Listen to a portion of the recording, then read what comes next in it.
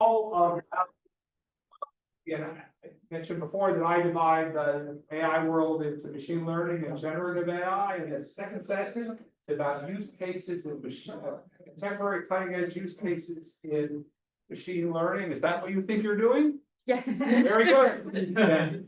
Julia Hart, never. That's a good description. That's what I think I'm doing. Hello, everyone. My name is Julia Hart, and I'm an assistant professor at. This is good. Okay, at the University of British Columbia in Vancouver, Canada. And in a phenomenon that is probably familiar to many of you, I was a bit too optimistic about where this work would be when I submitted the abstract. But just like that. I think so. This is working in progress. But I think why I hope you find it interesting is because I'm addressing, or this work addresses a bias that we haven't talked about today, which is that a lot of the cutting edge machinery is developed for in English, and so there's a clear language bias, which is a challenge for planners because many of the cities that we work in are actually, have more than one language in them. And so what are we missing?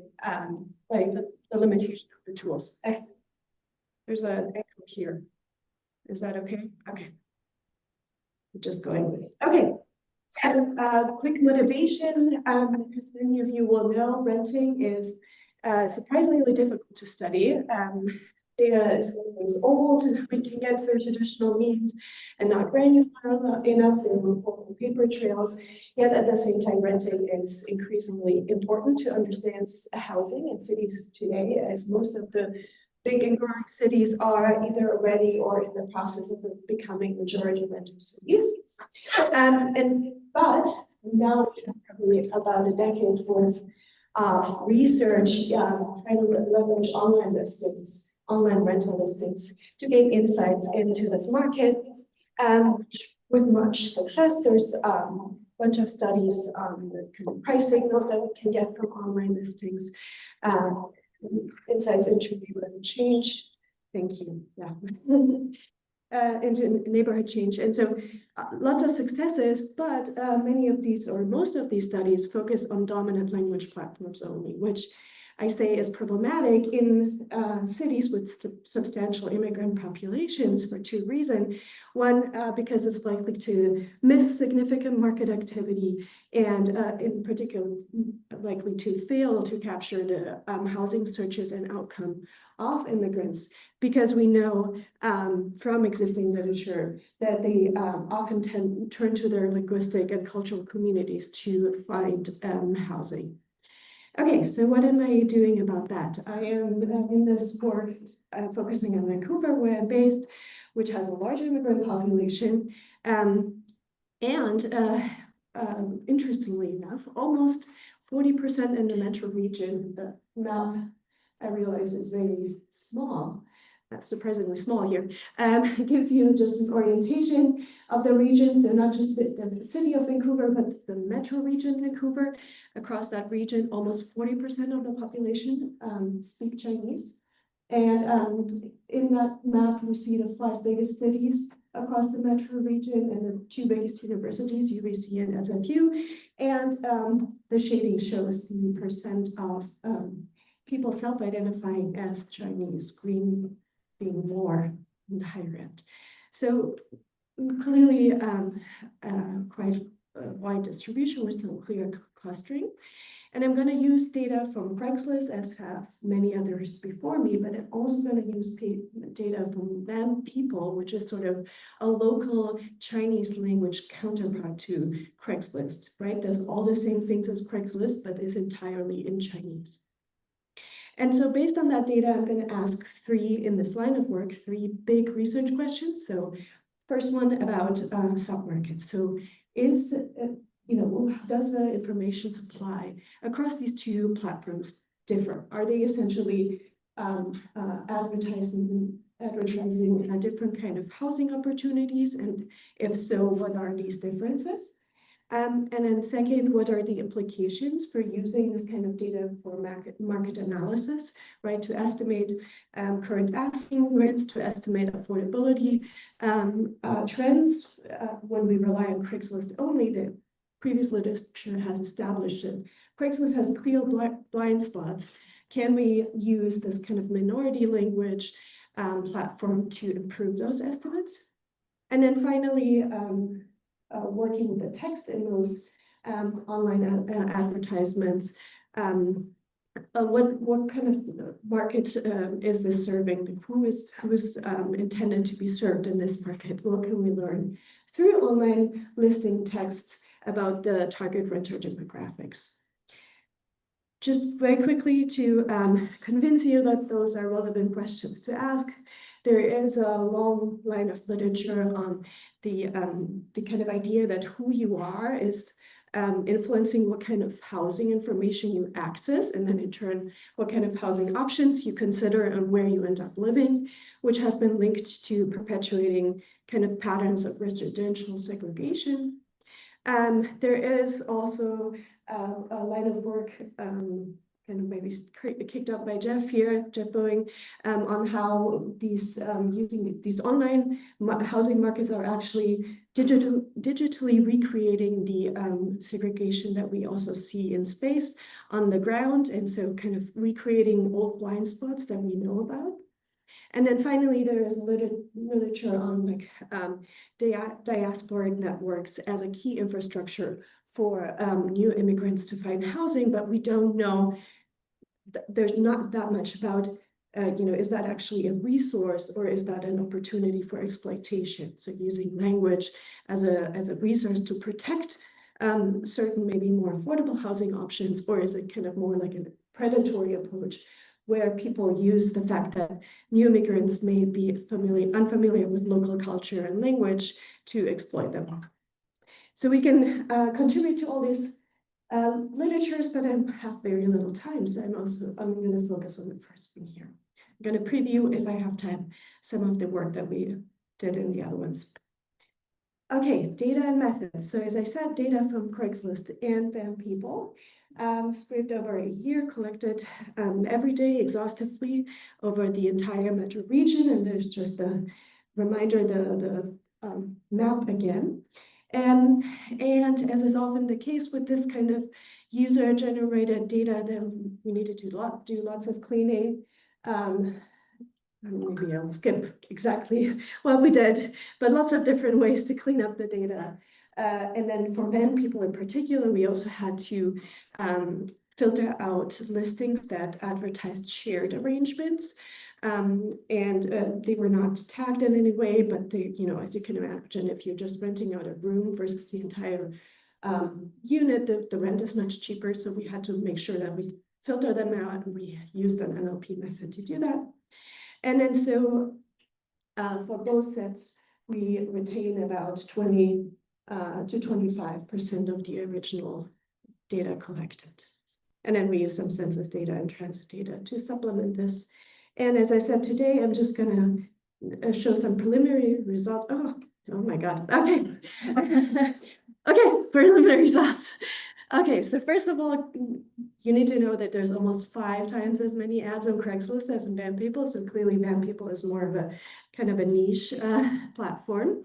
We used language detection packages to confirm what language is used on both platforms. And we see Craigslist overwhelmingly posted in English, Van People overwhelmingly Chinese.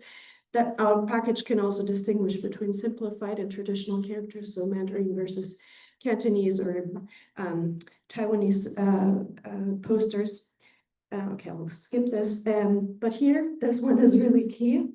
No overlap between the listings. Okay, so we did a fuzzy location matching protocol, and there seems to be no overlap between them. So entirely different housing opportunities advertised on both platforms, no cross-posting. Very surprising to me.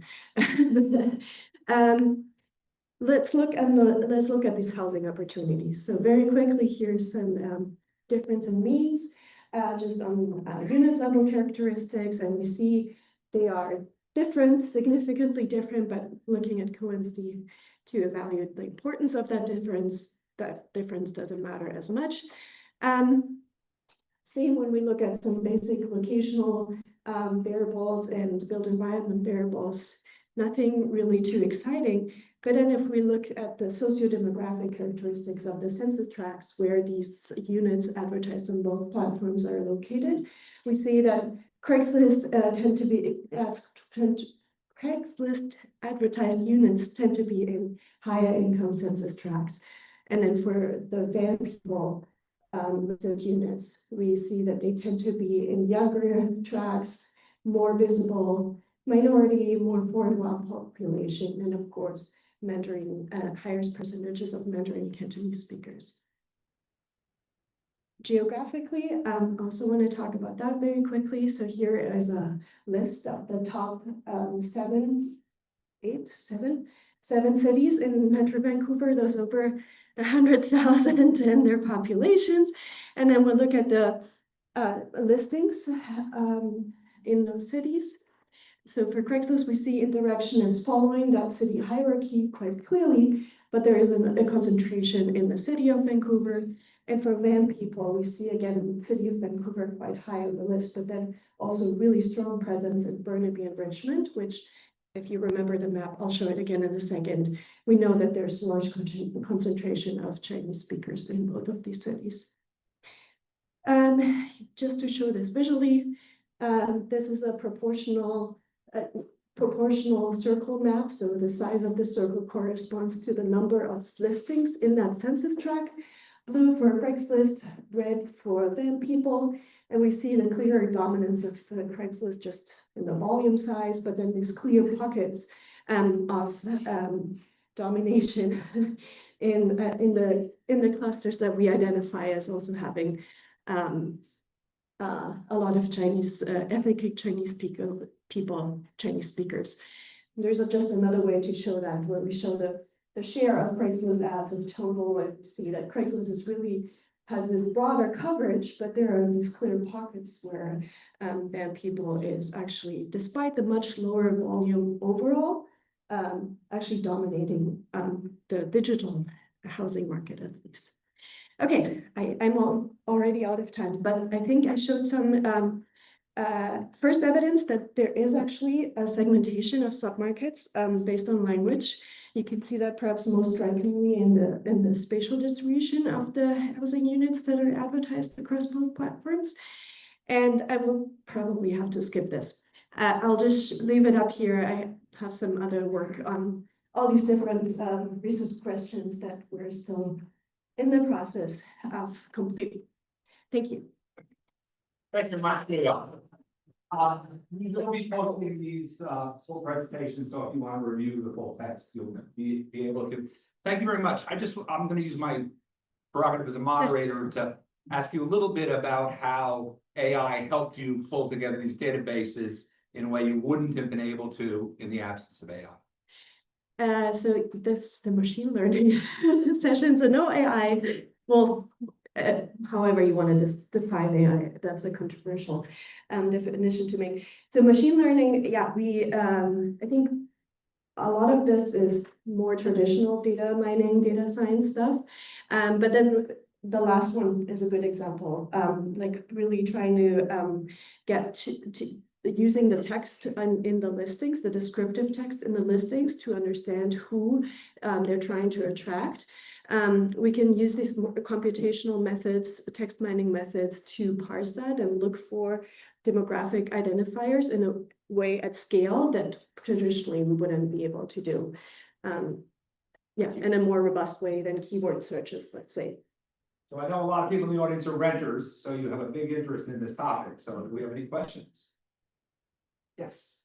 Thank you very much. That was a great informative presentation. So I have a question, and I may missed it. Why you chose just Craigslist and van people? Sorry, and I apologize if I missed it. Can you say? No, I didn't say. Could you repeat the question? Yes, the question was whether why I chose just Craigslist and van people and not other platforms. Okay, we do know there's lots of advertisement going on Facebook as well. Marketplace is a big one, but it's not possible to scrape from there. So that is a limitation for Vancouver. I also know there's lots of activity going on private chats and WeChat and WhatsApp. Again, not easy to scrape legally feasible to scrape. So that's why studies have focused on Craigslist as kind of the dominant English language platform. And then I'm kind of leveraging the fact that in Vancouver, there is a Chinese language counterpart, and there is a sizable Chinese speaking community that would suggest that it's actually an important submarket. Yeah. Yes. Interesting, and I would say it's a comment and not a question, but in Finland there is a discrimination based on the family name, not the language. So that there is of course social housing policy that means that most of those discriminated in the open and free market, they are stuck all the time in the property state of the social housing, mean that they cannot afford to move or update their profile. So it is at the back door of a settled, well-established spatial pattern of pockets of poverty, if you like. And all the thing is about the family name. Yeah, thank you. I mean, this is, so there was a comment about discrimination based on family name, not language. And I think that's, the motivation behind the literature looking into kind of is like this co-ethnic advertisement, co-ethnic targeting, housing matches. Are those resources for people that are, trying to evade, get away from the discriminatory practices in the kind of mainstream market, or are actually co-ethnics preying on recent arrivals and using their vulnerable position where they may not speak English to charge higher rents, for example? Okay, thank you so much, Julie. Yeah, great start. Let's see, these are David Kim. Are you in the audience? So you can come up, David, and we'll get your presentation started.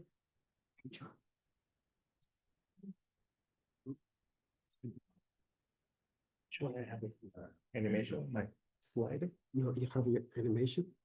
Yeah, so I put my USB, but Oh, it's not possible. I can use. no, the- just yeah. probably not. I fully expect that when you fill out your, online review forms, you will say that I'm the meanest moderator ever, and I'm prepared for that, so. Do we have to leave it to just moderator? Yeah, just use this. Good morning. My name is David Kim from Korea Research Institute for Human Settlements. I present. You want to pick up the microphones? Okay. Yeah, I present our research titled "The Application of AI to Spatial Delineation in the Comprehensive Plan: The Case of Busan, South Korea." So this is background. So the concept of 15-minute city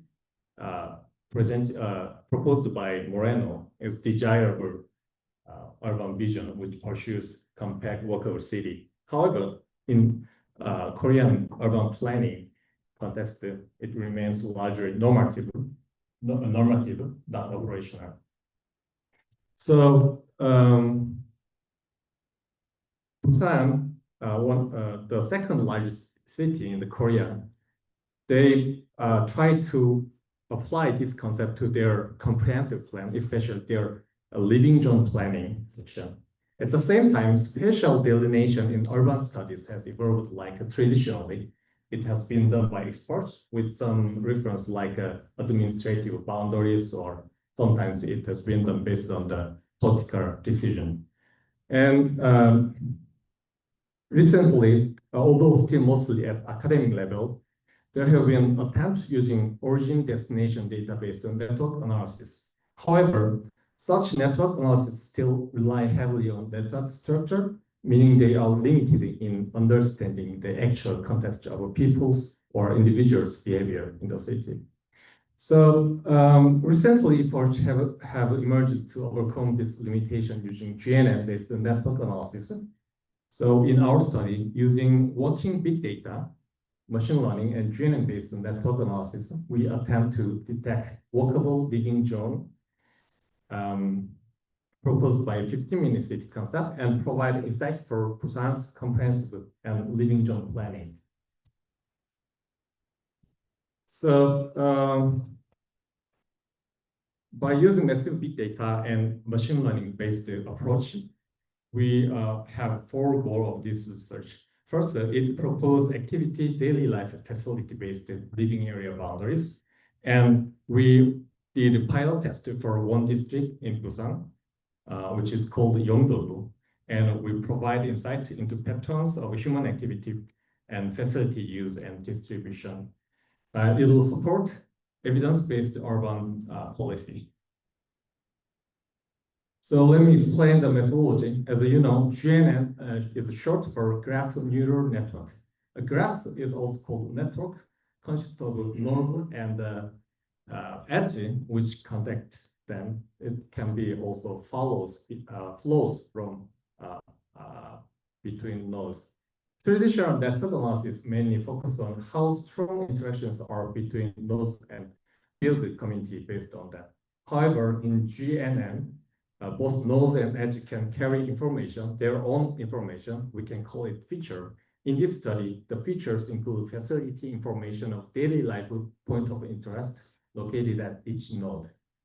And when there is a strong flow between nodes, in our case, many walking trips between nodes, the nodes learn from each other's feature and become similar.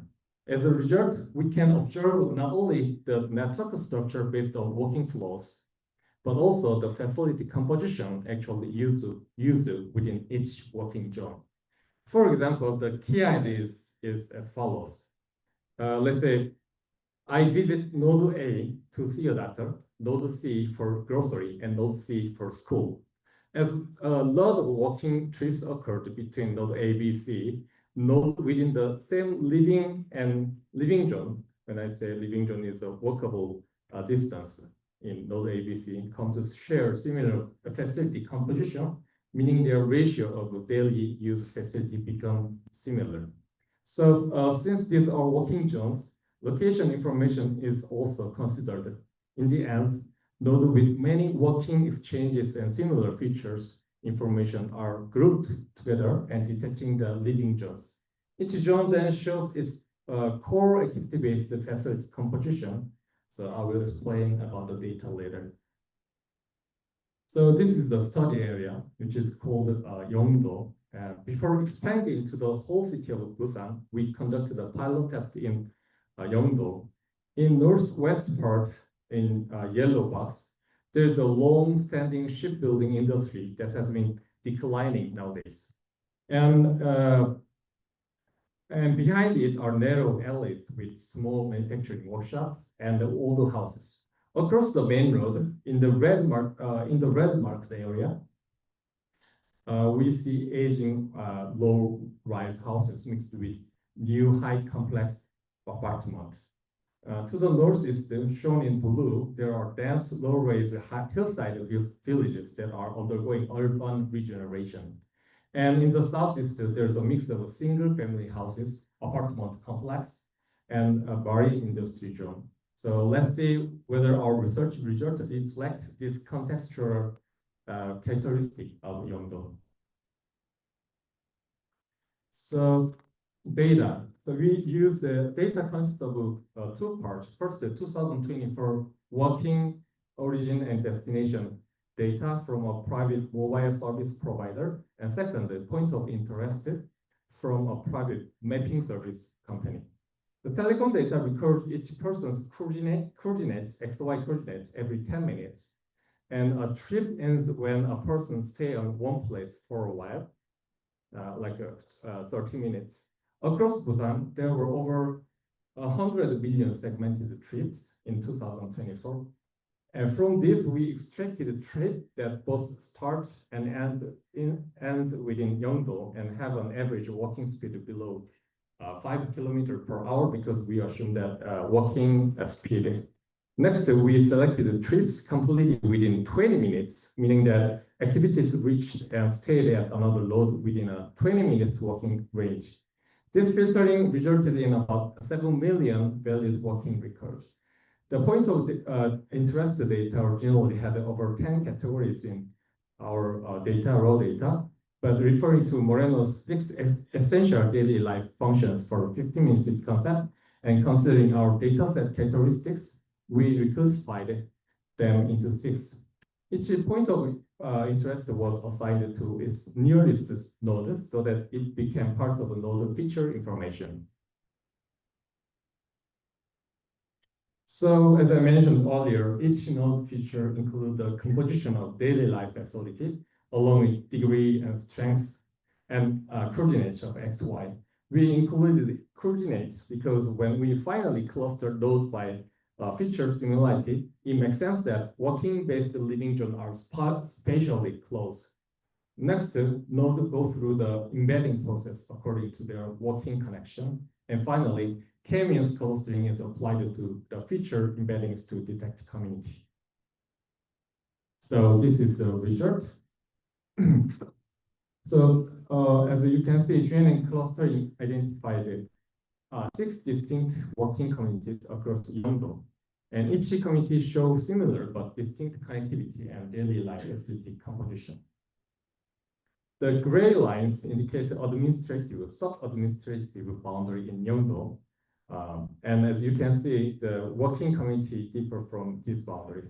Also, the detected zones generally align with the contextual understanding of the area when we the things we learn from this area. And even though not shown in here, they are consistent with traditional network analysis results, so we can consider them to be fairly robust. So looking at the functional composition of each detected community, we can see differences in their dominant function types. For example, a cluster 1 shows higher proportion of culture and leisure facilities. Cluster 3 and 5 are more education and care facility oriented, and so on. Okay, so this is implication for urban and mobility planning. This result can provide a data-driven basis for defining neighborhood boundaries consistent with real pedestrian behavior. And it can support functional zoning and daily life facility allocation aligned with actual living zone dynamics. And I think it enabled evaluation of 15-minute city performance by comparing walkable accessibility and activated composition. And summary and next step. This study demonstrates that GNN-based community detection effectively delineates walkable living zone using mobile network data. And it integrates human mobility and urban function into unified analytical model. However, it has also some limitation. Firstly, we use the human mobile data. We do not divide them into like a living individual and visiting individual. Even though we believe that living individual is dominant, but we can adjust them, like provide the information about living area as a start point of trip. And we didn't do the temporal variation, didn't see temporal variation, but we can easily do this because the trips varies according to the temporal variation. And in Korea, there are many cases where one building has more than one facilities. In this case, we just allocate if there are 2 facilities, we allocate to 0.5 for each. But so if we use the credit card information, we can adjust this kind of things because we can use the number and the amount of credit card usage in this building. So further research, this can be considered. And for the generalization, like Asian city and American city is different typology, and so we can in the next step we can compare different city typology for the generalization. Thank you very much. Thank you very much, David. Another person who knows how to stay within their time limits. Take note, all you future presenters. I'm going to use again my prerogative as a moderator to ask the first question. When you got done with this wonderful analysis, what surprised you in the results that you wouldn't have known or expected before because of your use of machine learning? So the one characteristics or different things from the traditional network analysis with this one is we can catch these things, context of activities. And what surprised me is the sky color, the blue one. There are three parts of the same in the same color here. So when I saw this result, what is this? Because they are separate, especially separate. But I understand the context because they are in hilly areas, and I can understand the result because they have cultural leisure dominant area. So this is natural, and we can understand, even though it's not the true living zone, but we can understand, we can read, and we can read the context of the area. So the algorithm recognized a pattern that you, as someone who know the area, would not have seen before. So very, very interesting. Other questions? Yes. Yeah, actually, you have a new actually boundary, right? So which is different from the boundary. How are you going to evaluate that or persuade the decision maker to agree on the boundary?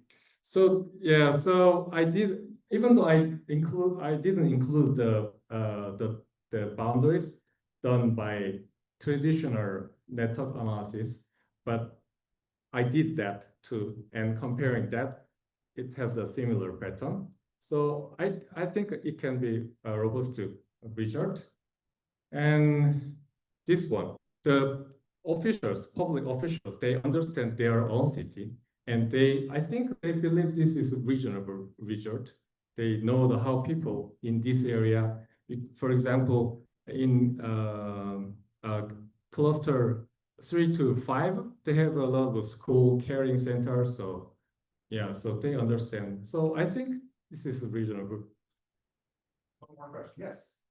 So is kind of the suggestion, rather than every living zone being the same mix of uses, that each one basically has a unique mix based on the, I guess, the demographics of the underlying population? Because these all are very different. So like, come again, please. What's your question? I cannot hear you well. Oftentimes when we talk about 15 minutes each, we talk about neighborhoods having a certain mix of uses to be complete neighborhoods. But what you're showing here is that different neighborhoods have different mixes, very different mixes. Yeah. And is that kind of part of your hypothesis that different neighborhoods have different needs rather than similar? I think this is just based on the real human activity-based result, meaning that this area people use. So this question should be answered in the next question, but this is just a result of activities. So the reason why difference is because can be because of the more facility here, or sometimes the people here, because of demographic statistics, this area use this facility more. But the explanation, understanding of the result should be followed. So it sounds like correctly understand. Sounds like there's no normative mix of optimal activities within the neighborhood, but rather the mix is emergent from the combination of the characteristics and desires of the people who live there and the opportunities that are available to them. Shane. But John, the causal effect could be reversed. Absolutely. Right, that's the challenge in compliance. Absolutely, and I think that's a wonderful next step to determine the direction of causality. So thank you very much, Dave. Thank you. Stephen, you want to- So.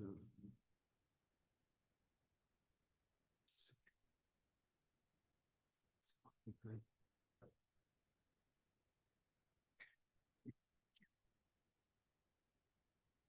Good morning, everyone. I'm Stephen Jigequan. So today I'm going to share our most recent research on deciphering archetypal patterns in Seoul's urban form. and we are using a signal processing approach. This is a work by myself and my master student Shih-Hung Kim at Seoul National University. So in urban planning and urban design, especially urban morphology studies, the typology approach has been widely used because it can effectively differentiate different types of urban forms, usually very complex patterns. And in this direction, there have been a lot of traditional schools. Two schools were prominent, the Italian school and the Cosinian school. And both of them view the urban fabrics as formed historically and evolved over time.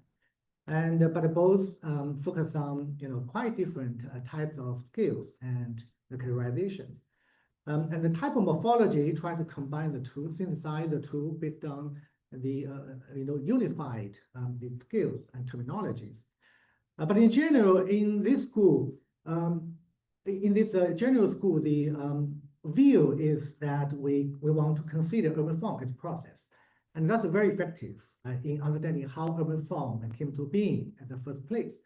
But most of the studies, they just looked at very specific sites using manual approach, which means it's really hard to scale to the entire city. And that's very important for urban management. And in recent years, because we have a lot of data availability and we have more accessible machine learning techniques, many scholars began to apply clustering to scale this typology approach. And we have seen a lot of studies from very early explorations with simple methods to more complex ones across different spatial scales and with different clustering methods. And most recent works focus on how we can integrate expert knowledge into the typology identification and using deep learning for better representation of urban form. But the major obstacles in this approach is that this typology identification using clustering, they view urban form as data, and that has an underlying assumption that we are looking at the city as a static whole and try to understand how it's classified into discrete types. And that ignores this problem of the city formation process and making the results usually very difficult to interpret because you have a lot of very hybrid and mixed patterns. So in our research, we try to answer the question of how to identify and analyze archetypal patterns in historically layered cities such as Seoul and other East Asian cities. And in order to better demonstrate and explain our approach, I want to first introduce the two concepts, signal processing and blind spot separation. So signal processing is a subfield in electric engineering and trying to analyze the signals such as the voices, images, and sensory data. And one of the widely studied problem in signal processing is the blind spot separation, which focus on recovering latent source signals from observed mixtures without prior knowledge of the sources. So I want to give one simple example. You guys might have noticed there's the bar on the first floor. If you arrived yesterday or earlier, you might notice that at evening there are a lot of people.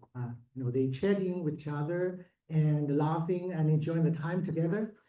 So imagine you were at the bar with your friends, and in such a noisy environment, you try to recognize the voice of your friend, right? And this is exactly the same problem, the classic, is a cocktail party problem. Yeah. And in this problem, basically saying you have a lot of people talking simultaneously, and if we place sensors or microphones at different locations, they will pick up those voices, but with different strengths because the distance to these microphones are varying. So therefore, you have quite different mixtures of the signals of voices at different locations. And based on this BSS technique, you can recover the original signals, which is the individual voices. So we try to apply this idea to urban form studies and view urban form as signals. And in particular, we assume that those historical development patterns as archetypes as the source signals that are hidden, latent, and unknowing. We want to recover them. And there's a very limited study on this topic in the urban form studies. But the major challenge is how we can adapt this technique to urban form. And there are currently two widely used BSS technique, the independent component analysis, ICA, and non-negative matrix factorization, NMF. But for ICA, it has the assumption that the sources are independent, which is not the case for urban form studies. But for AMS, it has the property of non-negativity, which is quite in line with urban form and morphology studies. So we picked this technology. However, it still has a limitation. For them, it has a scale independency, which I will cover very quickly in later slides. So in our case study, we choose the city of Seoul and generated a 500-meter grid to partition the city. After filtering, we had more than 1,000 cells, and for each cell, we computed 12 commonly used urban form indicators depicting the buildings, streets, and natural environments. And then I proposed this simplex based NMF. And why this is quite important, sorry, it's blocking that. This is because the vanilla AMS actually, it has the scale independence, which means if we have an area of coverage of 0.1 and two-story buildings, it will consider it to be equivalent to a coverage of 0.4 and 8-story building areas. So that doesn't make sense in urban planning and urban design. So I imposed this simplex constraints, which means all of the weights of the archetypal patterns will sum to 1 on the MF updates and the trend model through cross validation. And after identifying the archetypal patterns, I applied this hybrid cluster to identify pure clusters that dominated by these archetypal patterns, and further apply this mixture, a mixed clustering from the process of the composition of k-means. And finally, in order to verify our results, so we summarized the literature on the Seoul urban form, and then we identify these typologies and map them in GIS, overlay them with our results from data-driven and image and signal processing approach, and then find out the matches and mismatches and further discuss it with case studies. So these are the results. So basically, we found 9 major archetypal patterns. They look quite clear, separating different types of urban forms in Seoul, and they seem to be quite in line with their domain expert knowledge. And furthermore, we identified 6 mixed clusters of those archetypal patterns. And we further interpret the results based on the values of features for each archetypal patterns.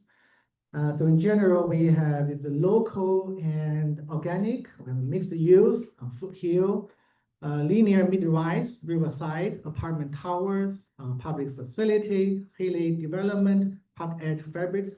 Those are quite interpretable and quite in line with our domain knowledge. However, in order to further quantify and corroborate those results, we actually summarized more than 60 literature on the Seoul urban form, and then we identified the typologies formed historically that are corresponding to different plans, acts, projects, as well as different social economic considerations at different historical development periods.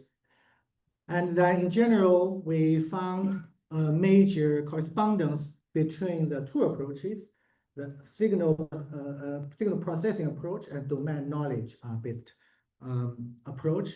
This highlights this effectiveness of using the signal processing to identify those archetypal patterns.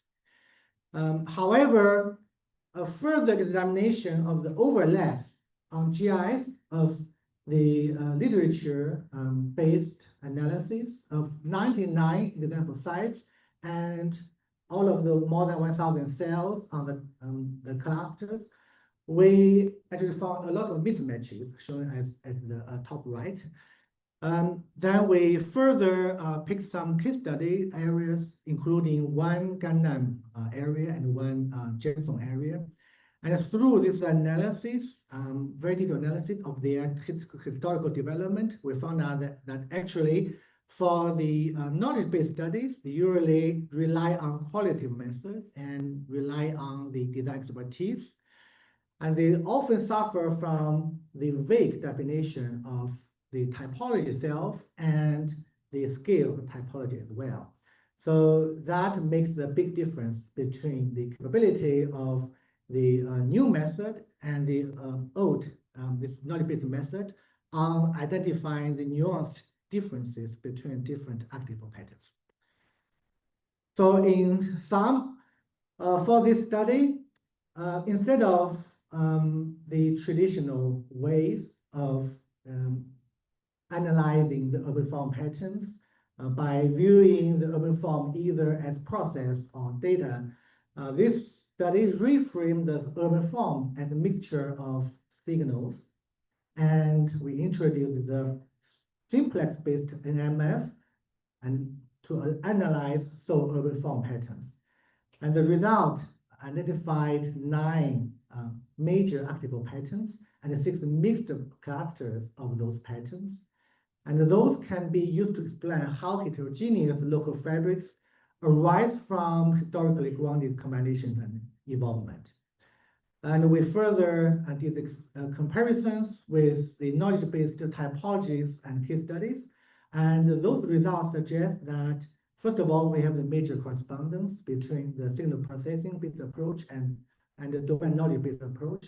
But on the other hand, there are still a lot of mismatches, and the detailed analysis show that actually this is the advantage of signal processing that can, really reveal the nuanced differences. But of course, for the study, there's still a lot of limitations. For example, we have still lack of the consideration of nonlinearity, and this new NMF method still need to be improved, and also we are still working on the comparisons with the traditional cluster method. So we are, open to questions and to strengthen our research in the next step. Thank you. Such interesting work, prompts a lot of questions that I'm sure people are going to ask you, but I'll start with one. Same question as before. When you were done with the analysis, what surprised you that you didn't expect? So this is a really great question. So the major, surprise we have received is that for the patterns, for example, the apartment patterns and the archetypal patterns, they are not purely linear apartments, which are quite common in the context, but they picked up those L-shaped ones. And we later on, we really looked into the literature and found out this one become increasingly more popular because it can adapt to the local culture of facing the south as much as possible, as well as to maximize the usage based on the daylighting regulations. So this is one of the examples. Of course, for all of the every one of these archetypal patterns, we found slightly different interpretation from traditional methods. So this is just one example of that. So AI enhanced feng shui. It's amazing. Yeah, very interesting work. So very technical, if I understand it correctly. So you kind of have applied a very sophisticated method to try and understand the dynamics in the urban form evolution, and you also look at the planning information. Right, you mentioned about the document projects, and planning actions, and to see how the form has evolved. I'm just thinking that do you think you can combine your work with like AI, like generative AI, that your work could be fed into the AI so that this AI can learn this process, and then this can be used to forecast how the urban form will evolve in the future and can provide us a more accurate like a projection about this is what we can imagine in the future development pattern. This is a really great question and comment. I think it's very inspiring, and I think, of course, this is a very nice demonstration of how we can use this work for the next step, because when we identify those archetypal patterns, we can see through different interventions how we can combine them with different ways and make a prediction in the future. I think definitely we'll look into that in the next phase. Other questions? Okay, seeing that, I'm sure people are still thinking about it. There's so much to digest. It's so interesting. So thank you very much. Thank you. And Jim Jackson, for our final speaker. Yeah, I'll do that. Oh, okay. Okay.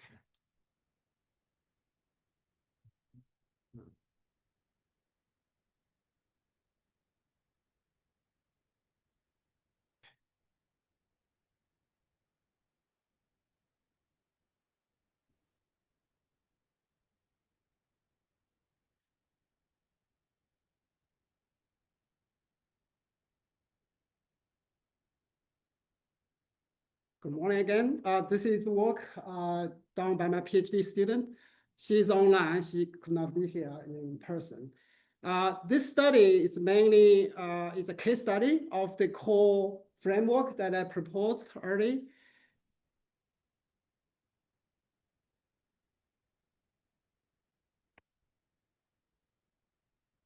What?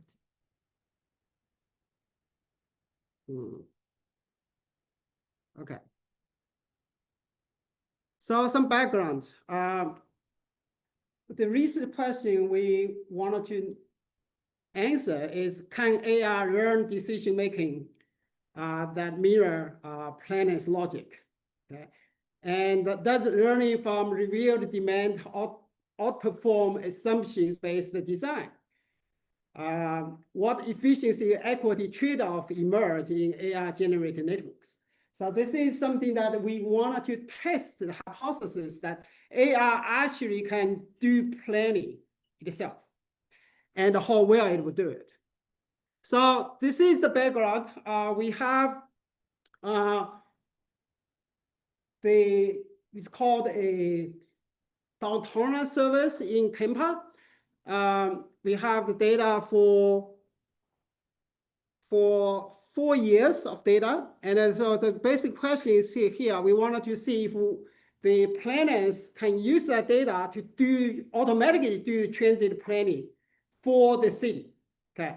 And we also talk about with the planners and the city officials about what are the goals of transit planning in downtown. And those are the 4 goals. And we will see what's the trade-off of those goals are conflict with each other, like efficiency and accessibility with equity. So what we do is we wanted to simulate, using AI to simulate planners' planning process, okay? And to see for the hierarchical deep reinforcement learning can duplicate the humans planners' work. So that's a major objective. And then what we're using is called sequential interdependent decision-making process, and using hierarchical deeper reinforcement learning.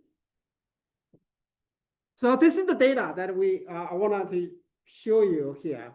So we have like 4 years of data from 2016 to 2019. And then those are the data that all the people original and the destination, and we map out the major travel patterns. So here is, you have all this data that we traditionally don't have. This is the real record of people's travel patterns. And so the idea here, if traditionally we rely on human planners based on professional knowledge to design the public transportation system. Now we have this data, we would say, can AI do it? Or can the AI do it better? Okay, so that's the major work. So what are we trying to do here is to first to build the network graph, and then we develop a route agent. The route agent to search what is the best route. Once I have the route, then we search for the station or bus stops. Okay. And then we said, well, how do the AI search for this? So we developed a reward evaluation. You know, yeah, what are the goals? So how do we achieve those goals? Right? And so again, we put that into two-layered reward functions. That's how the actual transit planners actually do is they search for the transit routes and then do the planning, the stop. So we're trying to simulate that. So what are we trying to do here? And the results show here is actually the results, the end results is very much depends on the goals you're setting. Like we have 4 goals, right?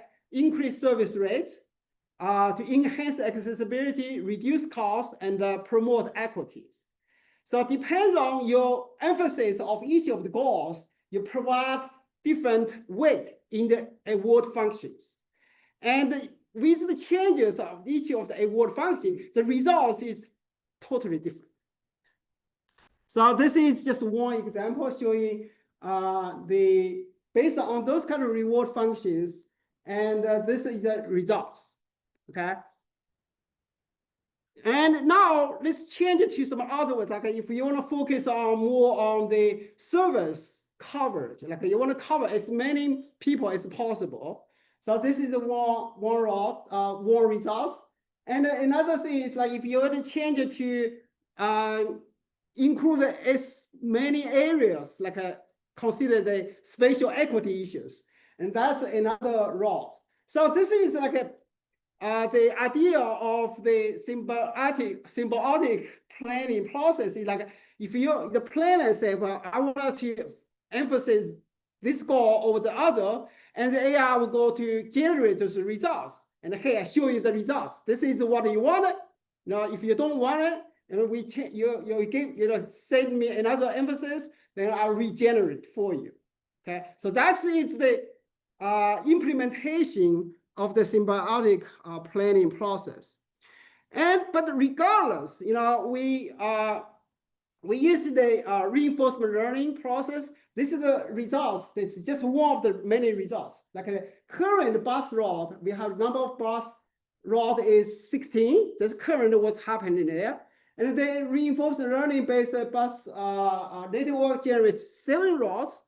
And the station is original from 52 station, and now it's 78 station. And successful OD request service coverage from 56% increase to 75%. And serving passengers, you can almost double the passengers served, right? And then grid coverage is from original 55% increase to 60%. And the average number of transfers from 2.7 reduced to 1.22%, 1.2. So that means that actually reinforcement learning generate better results than the current transit network that was planned by human. And so I think this is just one test to see if AI can do a job, can become a partner in the planning process. So the planners is planning a leadership role here is to evaluate this. Is this what we wanted, right? If they are different results, this is different results, and so we in the whole process, then we use the core frameworks, the collaboration. We work with the planners, and then based on the planners' priority, the AI will generate different options. And then AI, the planners evaluate, well, this is good results and this is bad results. And then we reiterate that. So it's like, this is the partnership between AI and planners. And then you also refine. So this is like a refine of the refinement results from all the aspects of criteria that AI generated routes is actually better than the original, or even better than the original reinforcement learning. So this is like after several iterations with the planners. And then executions, like we have not done this yet, but we are thinking about like using the sensors to put on the bus, and then to real-time recording people's ridership, and then scheduling, how to adjust the schedule in real time. So that's the next step. And also we wanted to have the ChatGPT like our systems, ask the community, what's your preference in terms of, and based on the feedback from the community, then the reinforcement learning regenerate neurons to see if, do you like this? If you prefer equity, this is what you will look like. So it's like using the AI to actually operationalize the public participation in the process. Of course, there are some limitations of this, and the most important limitation is that reinforcement learning is based on observed data, right? So observed data, but if the original observed data was incorrect, then the reinforcement learning actually introduced more bias to it, right? So that's the shortcoming that we needed to overcome. But we are also thinking about some methods to overcome that. It's like not only based on the data, observed data, but based on land use patterns, so that we can identify like which areas have more coverage than others. Maybe low-income areas, they don't use this service before, but we should consider that as well. So that can go beyond observed data to other traditional type of data. So I know I'm out of time. So in summary, that this case study demonstrated that AI could become a very effective partner with planners, and is also very good tools to engage with the public as well as decision makers to do what if scenarios, analysis. And I think AI could be very effective. Not make AI make a decision, but it's a tool to demonstrate that its capabilities. And in the end, planners and decision makers make final decisions. With that, thank you. Thank you. So Zongran, this is a really impressive results.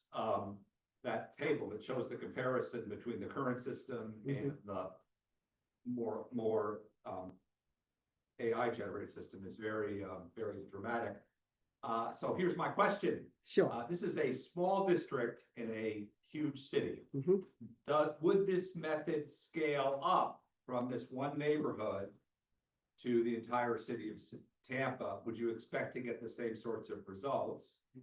And I'm thinking in particular about your criteria of accessibility. It's one thing to say, I want to optimize the bus route so it brings me to the nearest job. But when you're thinking about a labor market as a whole, you're thinking about the job for you, which takes advantage of your skills and offers the money that you want for your salary. So I think there are a lot of issues with scaling. What do you think the answers are? Yeah. Okay. Yeah, we got when we presented to the Tampa city of Tampa, they asked the same questions. Okay, we are working on the downtown area. That's where we have the data. But what if you scale to the whole city, for the whole region? Actually, we have not tried that yet. That's a challenge. We'll expect, but we think, I guess, is like if we have the data for the whole region, and the scale is not that difficult. And the computing power we have, like it takes about 2 hours for the laptop to do the computing, but it takes about a few minutes if we do that in supercomputing. So if we scale up, we need to have a more computing power. That's one question. Another question about match up the accessibility, jobs and housing. That's a more difficult questions, and that needed more explorations. Okay, we're gonna put a little tin can by the end of the door to help you contribute to Zongran buying a supercomputer. So then there's a question in the back. Hey, Yeah. For the many questions. can be Sure, of asked, course. But I try to. Okay. relate it.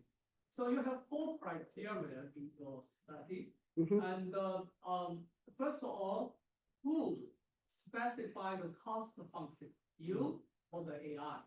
The related question, how does that cost function look like? Give me some idea. Okay.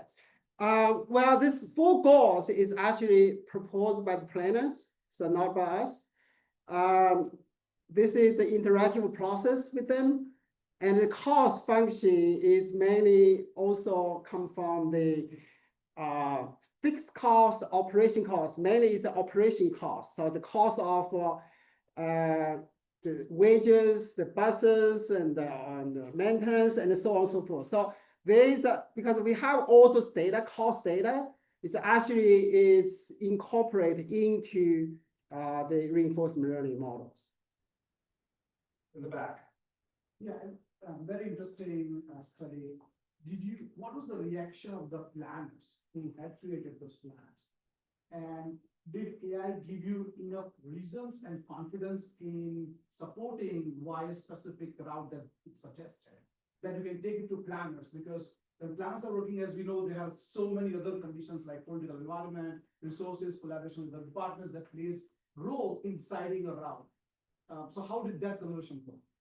Okay, so when we present to the planners, they were actually amazed that some of the roles they have never thought about that's possible.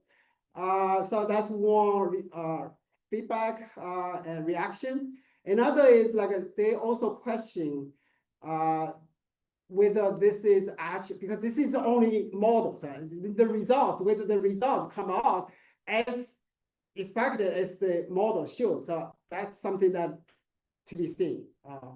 But at least from the modeling point of view, from the criteria that you use, seems like AI is doing a better job.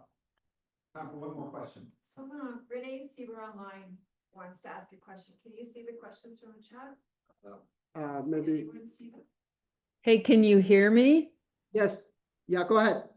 Great. So, we often talk about, you talked about symbiosis, but, I'm a city manager. I'm looking at reduced resources, revenue for my community. Why don't I just fire the planners? Because I fear that you're proposing systems that to a city manager suggest that they don't need planners. No, that's not, no. That's not what I said here, because the AI can help the planners do planning more efficiently. It's not going to replace planners because, as I said, that AI could generate many options, like hundreds of options. So who is making the decision, right? So it's the planners and the decision makers who have to do that. So I would say that AI will never make a decision by itself. The planners do. It's a great way to stop. So let's take about a 3-minute break. We'll see you back here for the last session. Thank you very much. Okay, thank you. And thank you.